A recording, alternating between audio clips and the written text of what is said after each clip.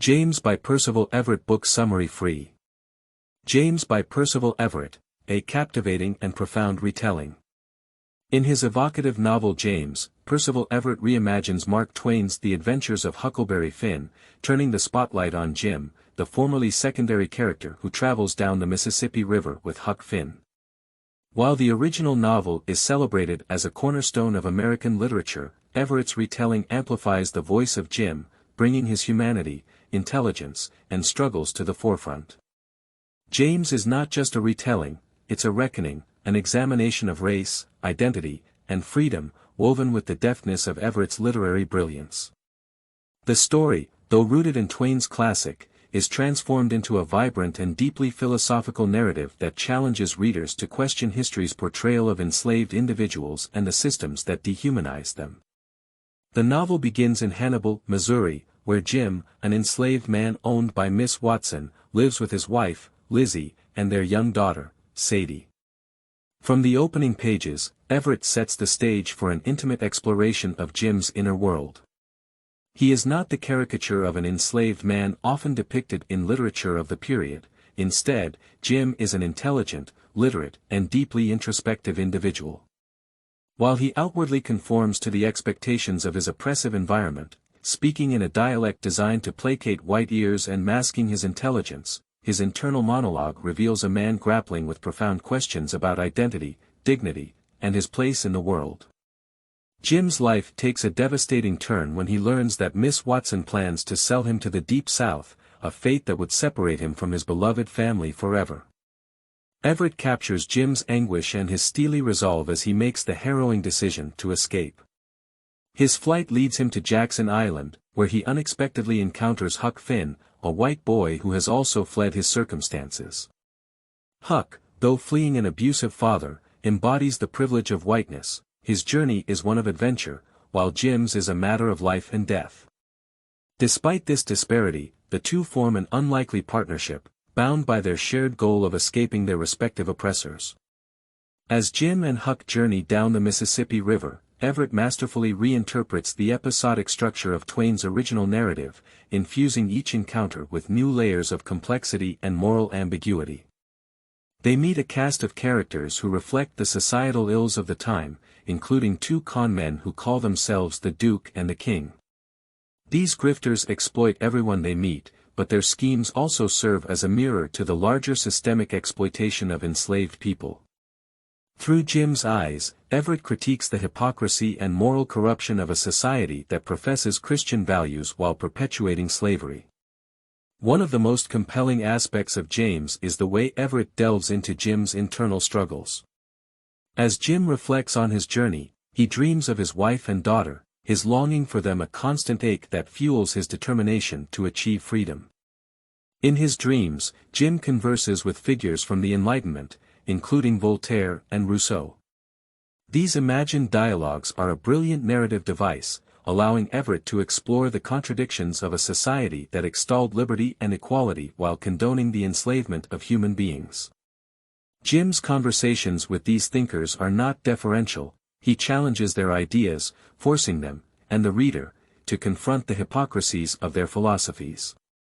The novel's exploration of language is another of its triumphs. While Twain's original Jim spoke in a dialect that has often been criticized for its racist overtones, Everett reclaims and reimagines Jim's voice. Jim speaks in dialect and interacting with white characters, a deliberate performance designed to conform to their expectations and ensure his survival.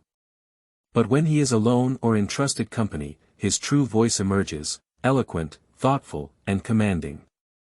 This duality underscores the resilience and resourcefulness of enslaved individuals who navigated a world designed to dehumanize them.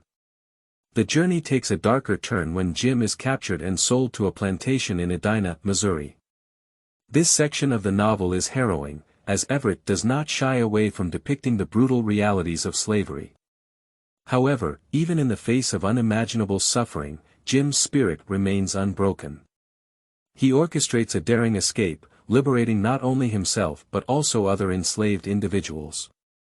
This act of defiance is a testament to Jim's courage and ingenuity, as well as his unwavering belief in the possibility of a better future. As the novel progresses, Jim begins to reclaim his sense of self. He rejects the name Jim, which he associates with his enslaved identity, and takes on the name James.